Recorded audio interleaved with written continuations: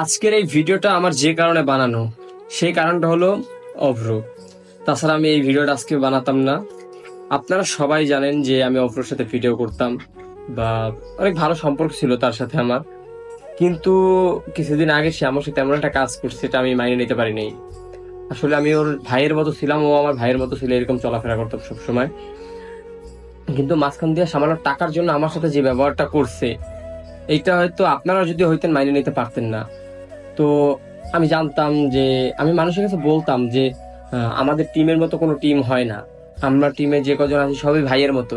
কিন্তু ও, মানে অগ্র নিজে প্রমাণ করে দিল আসলে কেউই কারো আপন হইতে পারে না। এইটাও প্রমাণ করে দিছে। তো আমি আর অগ্রর সাথে ভিডিও করবো না। আর ওর সাথে মানে ও যে পরিমাণ চিট করছে আমার সাথে, ঠিক আছে, এটা মাইনে নেওয়ার মতো না। আমার জায়গায় অন্য কেউ হইলেও সেম এই কথাই বলতো। তো ওর সাথে আমার কোনো সম্পর্ক নাই, আর কখনো সম্পর্ক ঠিকও হবে না।